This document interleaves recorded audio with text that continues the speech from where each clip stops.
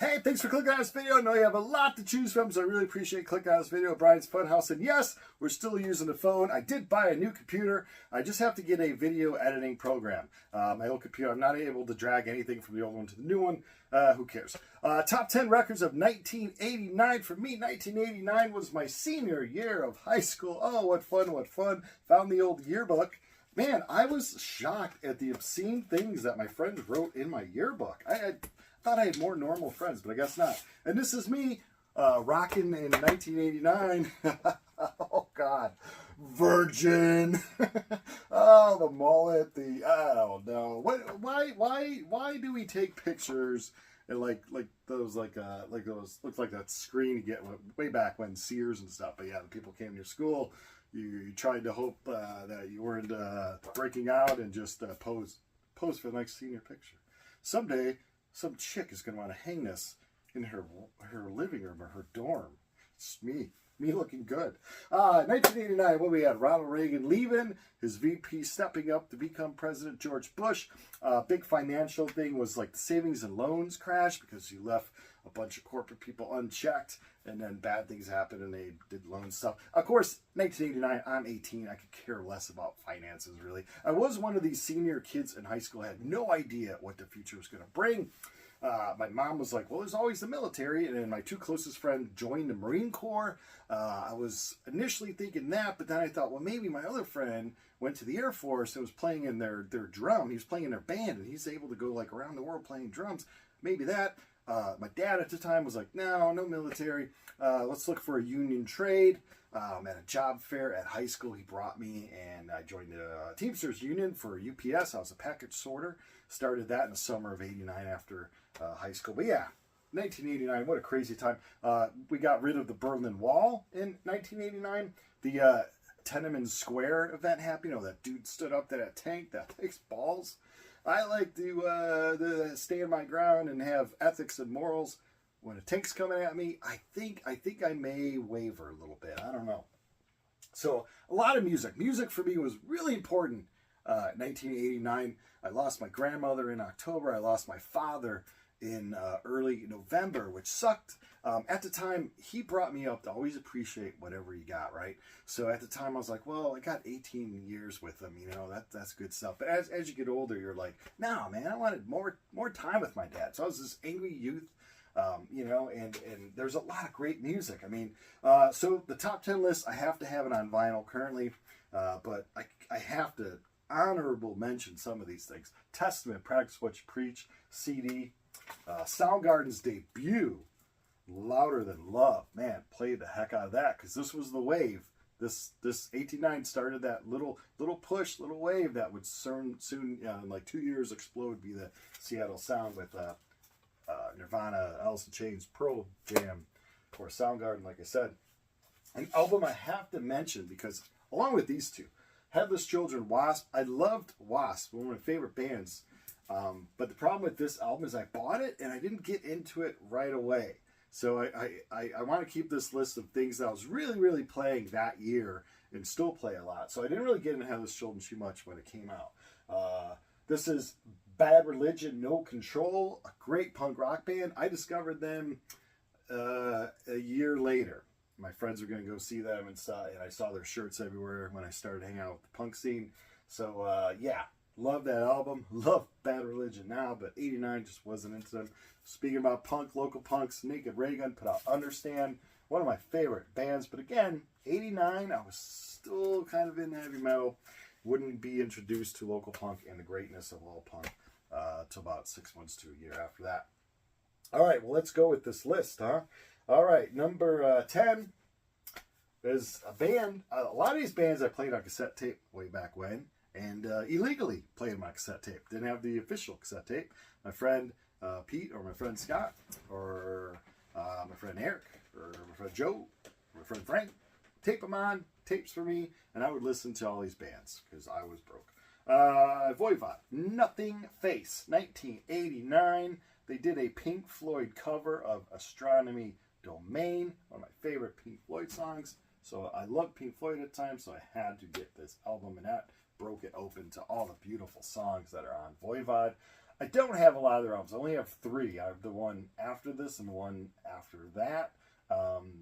Yeah, someday I may discover more of their stuff, but for me, I mean, this is great stuff. Voivod, number 10. Number 9 was a band that their debut I could not get enough of. Went to see them live. They opened up for Def Leppard. Great time. This was their second album, The Great Radio Controversy. I kept it in a wrap here. I mean, I have it out, but I kept it in the sleeve so I could show you the hype sticker there. But I don't like to show sleeves, these clear plastic sleeves, when I do the videos, because there's always that reflection from light. You could like burn an ant. But I digress. Northern Lights came through Chicago 2 nights ago. I tried to see them and I fell asleep, and they were through Chicago last night as well. Certain parts I didn't see them, but I did see Northern Lights in Iceland. I was there in October. I don't know why the hell I'm bringing up Northern Lights. I guess Tesla and electricity. I have no idea. But it had Hang Tough and it had good songs. But to me, their first album was just so good. All right.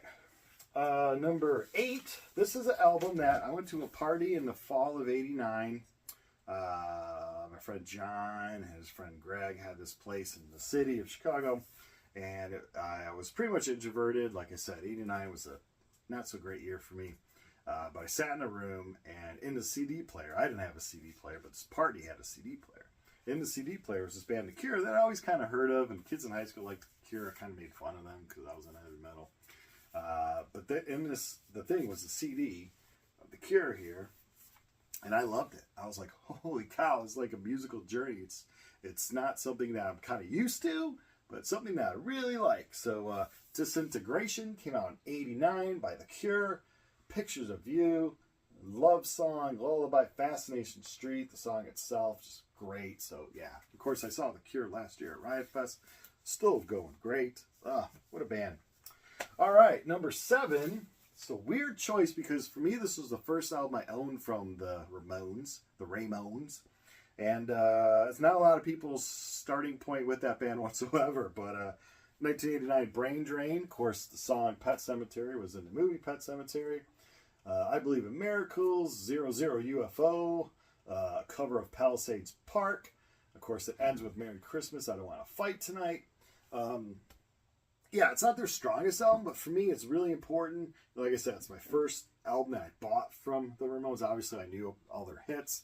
My first intro to punk years ago, my cat's going crazy, was like Sex Pistols, and then Clash, and the Ramones. But this is the first thing I actually owned by the Ramones. Yeah, and kicking myself. I think they came around in '89, and I never saw this band ever live. But yeah, it's a great album. Number 6. Are we on number 6? Sure, why not? This is a band that I saw a video on MTV. Remember when MTV used to play videos? Saw the video on MTV. Loved the song. I was like, they're kind of like a hair metal band version of Cheap Trick. I mean, they had the catchy choruses. I really liked them. I bought a ticket to go see them at the Thirsty Whale, River Grove, Illinois. Longtime heavy metal club, rock club, heavy metal club. It's no longer there. There's a Shell station there, of all things. And I went to see them in March. This album came out in January. I went to see them in March. The place was packed. They played their hit single. And I very clearly remember them saying, hey, this one, we're going to probably release this one as a single too. It's called Heaven. It's a slow song. And of course, they released that. And they just had 1, 2. I think they had like 3 big songs. I think they did also Sometimes She Cries on a song. And from this album they released, I think they released like 4, maybe 5 of these songs as singles, but for sure 3 of them really hit. Of course, talking about Warrant, Jenny Lane and the Boys, and of course Dirty, Rotten, Stinky, Filthy, Stinking Rich. Wasn't a big Warrant fan after this. It was kind of like one and done. Wasn't big into Cherry Pie. They do have other albums that I'm slowly starting to get into more, like years after this, but for '89 I was really into this. I kept that on so you can see the hype sticker there. What are we on? Number 5. Number 5. Oh yeah, number 5. This band, again, MTV. So years ago, kids, the radio would turn you on to bands when they weren't playing the same 20 to 30 freaking songs over and over and over and over. And MTV would turn you on to bands when they weren't playing the same videos, like the same 5 or 6 videos over and over and over and over. So you would discover music. This is like pre-internet. I mean, the internet was kind of around in '89, but really people weren't using it. It was like chat rooms or something. So you weren't really searching things on the internet, '89. And so I saw the video and loved this song. I don't know if it was on Alternative Nation or Headbangers Ball. I don't think it was on Headbangers Ball because I think this group came out as more alternative kind of. I don't know. But the band is Law and Order. I think they're from New York. They have a few albums out, but man, End of Innocence, I believe is what this. Oh, Guilty of Innocence. Guilty of Innocence came out in 1989, and Soul Inside was the first song that they released as a single, I believe, and that's the one I saw on MTV. And man, they just do. This is a great rock album. I mean, it's not heavy metal. It's not really alternative. It's just straight ahead rock, which unfortunately in '89 got lost in the mix. But you're just looking for a straight ahead rock album, man. Law and Order, Guilty of Innocence. And they have the song called I Don't See God. Yeah, lyrically, that's a great one. They have this big jam at the end thing. I'm usually not into like jams, but oh, this is great album. Number 5, I believe I'm calling that one. Or 6. I think I'm 6. Let's just say 6. Top 10 list. Can't even count to 10, damn it. 5. 9 Inch Nails' Pretty Hate Machine, their debut. Like I said, I was getting from heavy metal into more like alternative, kind of weirder stuff.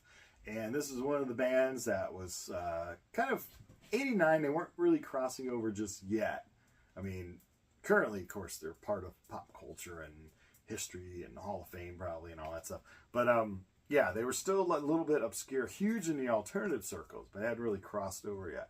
But of course, Head Like a Hole. First time you see that video, if you blinked just enough timing with the video, you would just see one kind of scene. But if you blinked too much, you'd see the whole video had like kind of 2 kind of interlaid scenes. But you could stare at the TV and just do that. I don't know why you would do that, but it's kind of weird. Try it next time you see Head Like a Hole on TV or on the YouTubes. But yeah, Trent and the boys, what a great album. Terrible live. I've seen them live a few times. Man, are they big now. People really love to go see them now. Yeah. Number 5, 9 Inch Nails, Pretty Hate Machine. Number 4. You're saying, what? This wouldn't have made my top 10. Well, it made my top 10 because I loved it. Lizzie Bordon, Master of the Skies. Also saw him at the Thirsty Whale around this time. Oh, the choruses. It's heavy metal, but not. It's got poppy. It's not as poppy as like Warrant or the Hair Band, so to speak. But lyrically, it's really cool. Just a great album from Lizzie Bordon. Which one was it? This is his 4th one. Yeah, and it came out in July '89. I tell you, man, this was good stuff from Lizzie Bordon. I played the hell out of that record.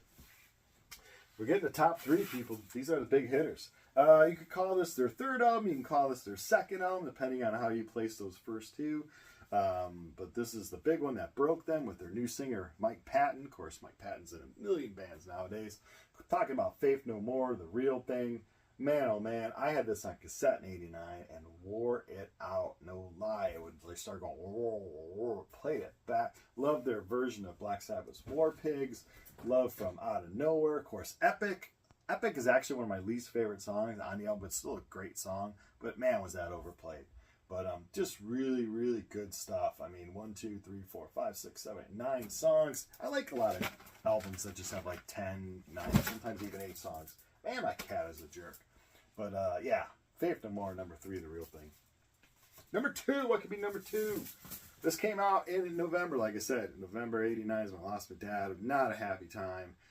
Music really saved me from just being crazy. I mean, you just go crazy when a huge impact like that happens in your life. And I'm at community college, not sure what the heck I want to be when I grow up. And it's just confusing times when you're 18. And this came out, and I was like, oh, good. And the whole mood of like the gray, white tones, black and white tones, gray, it just fit my kind of mood. Lyrically, yeah, it just everything just added up. This was so important to me. Still one of my favorite albums. Rush, Presto, huge fan of Rush throughout the 80s. As a kid, too, one of my first albums was 2112. Huge fan of Rush. Really happy when they put this out. A lot of old school Rush fans just like the older stuff. They don't really like the 80s Rush so much. But I think currently, if you're a fan of Rush, you probably like all the albums, all the eras. I mean, great album, good stuff. I even had we had a stray cat in the winter of '89 come up to our driveway, and he was gray and white, and we brought him in. He's a feral cat, a boy cat. Peed on stuff for a while, chewed up stuff, but then we got him neutered, and we kept him inside. He slowly became a great, great little boy, and I named him Presto. So this top 10 list dedicated to Presto, the cat. Oh, the album's great too. All right, number one. What could be number one? '89. I've already described the state I'm in. '89, confused. What's the perfect blending of alternative and heavy metal all at the same time to satisfy my needs? Well, I'll tell you, it comes out in November, and it's their 4th album, and they're from Chicago, and I went to see them shortly after. Ministry. Mine is a terrible thing to taste. Yes, it's framed because it's autographed by Al Jorgensen, the man himself. There's a picture of me and Al. Did I tell him how important this was to me in '89 when I met him? No, we talked about the Chicago Blackhawks. We talked about hockey. Al's really a great guy. I've seen Ministry a ton of times, but yeah, if you're looking, zooming in on a time warp to '89, yeah, I'm listening to Faith No More, listening to Law and Order, Warrant, Lizzie Bordon, but the most plays, no doubt, was Ministry. Mine is a terrible thing to taste. Let me know in the comments below what the heck you were listening to in 1989. Thanks for watching.